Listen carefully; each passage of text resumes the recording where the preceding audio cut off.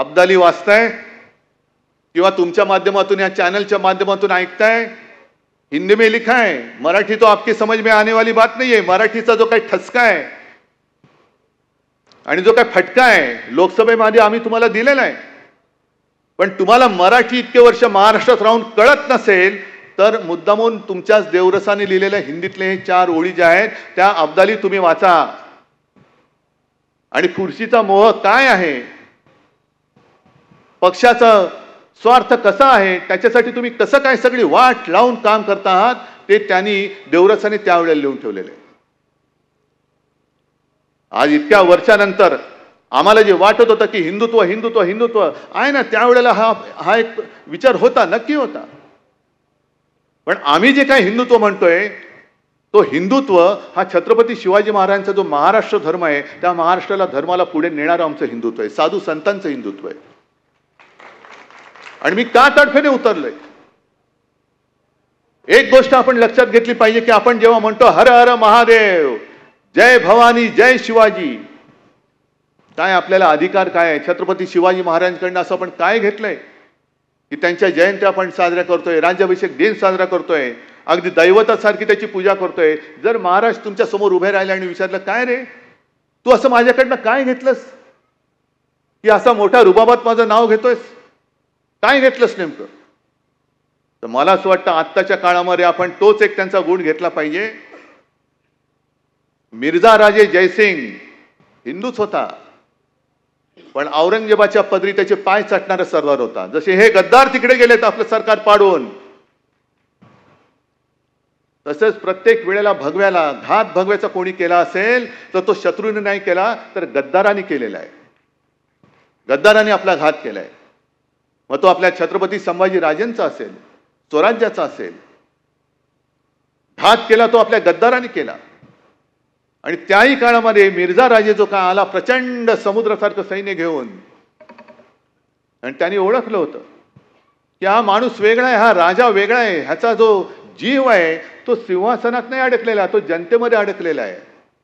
कारण हे रयतेचं राज्य आहे, रयत म्हटल्यानंतर कोणत्याही इतर वस्तूपेक्षा जनतेचा प्राण हा महत्वाचा आहे।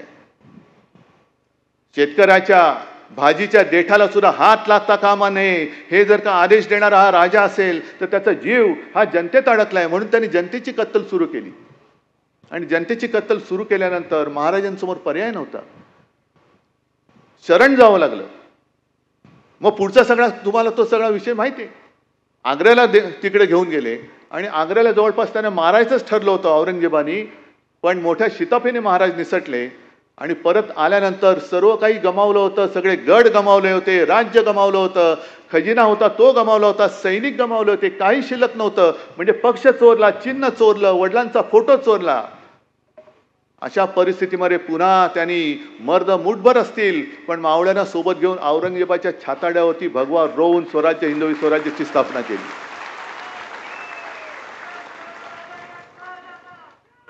मग आपण हे नाही करू शकत, आपण नाही करू शकत। अरे तेव्हाची लढाई वेगळी होती, तेव्हा ईडी, इन्कम टॅक्स, सीबीआय नव्हतं। सरळ तलवार घेऊन यायचे आणि जे मी म्हणतो ना तू राहशील किंवा मी राहीन, जसा सिंहगडाच्या वेळेला तानाजी आणि तो उदयसिंग म्हणजे समोरासमोर भिडायचे, लढाई व्हायची, रक्तबंब वाढवायचे, कोणाचा हात कापला जायचा, कोणाची गर्दन छाटली जायची, कोणाचे पाय जायचे, तरी देखील उभं राहिलं का? चला जिंकूया, हा महाराजांनी तेव्हा सुद्धा एक आदेश दिला असेल, चला जिंकूया का? कारण सगळं जे काही संकट आलं होतं ते संकट नेस्तनाबूत करून पुन्हा माझा पवित्र भगवा, हा हिंदू संस्कृतीचा भगवा, हा तिकडे मला रोवायलाच पाहिजे। त्या जिद्दीने महाराज परत आले आणि त्यांनी तो रोवून दाखवला, म्हणून आपण त्यांची पूजा करतो। मग इतिहासामध्ये आपली नोंद काय झाली पाहिजे? अरे नुसते नाव घेणारे होते नाही, मी तर असा विचार करतो की माझं प्रत्येक पाऊल छत्रपती शिवाजी महाराज आणि बाळासाहेब बघतायत की हा काय करतोय। शिवसेना प्रमुखांनी शिवसेनेची जबाबदारी माझ्यावरती सोपवली। शिवसेना म्हणजे नुसती यांच्यासारखा भाकड जनता पक्ष नाही, तर अन्याय जाळून टाकणारी मशाल आणि निखारा आहे तो निखारा, त्या निखाऱ्याची जबाबदारी त्यांनी माझ्यावरती सोपवलेली आहे। निखाऱ्याची जबाबदारी पेलणं हे फार मोठं काम आहे। मशाल सुद्धा हातामध्ये पेळणं हे फार मोठं काम आहे. कारण जी मशाल अन्याय जाळू शकते तीच मशाल घर सुद्धा जाळू शकते. आणि म्हणून मी जी मशाल निशाणी निवडलेली आहे ती जाणीवपूर्वक निवडलेली आहे. ठीक आहे, आज सुद्धा माझं आव्हान आहे. तुम्ही पक्ष चोरलात, चिन्ह चोरलात, सुप्रीम कोर्टामध्ये निकाल लागणार आहे. उद्या का 6 तारखेला सुनावणी आहे. आमचा न्यायदेवतेवरती विश्वास आहे. येत्या 5, 10, 50 वर्षामध्ये निकाल नक्की लागेल.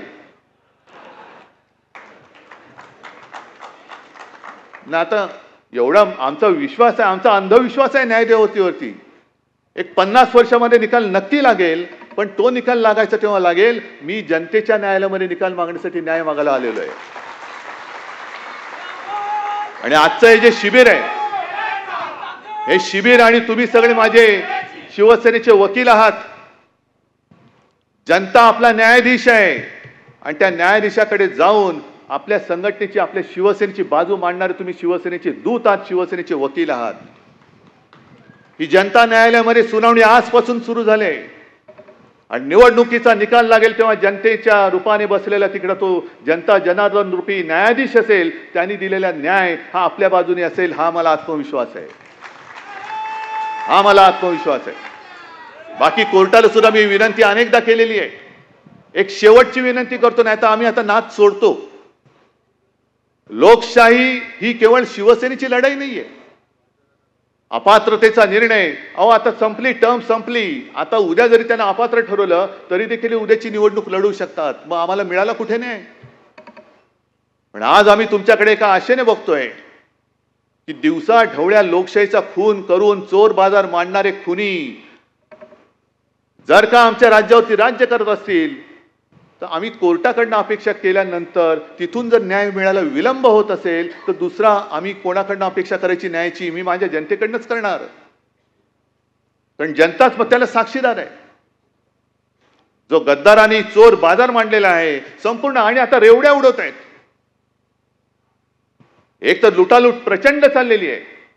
मग पुण्यामध्ये लुटतायत, मुंबईमध्ये लुटतायत, सगळीकडे कॉन्ट्रॅक्टर देऊन टाकतायत आणि त्या रूपाने पैसा उभारतात. हाच पैसा या निवडणुकीमध्ये वापरणार.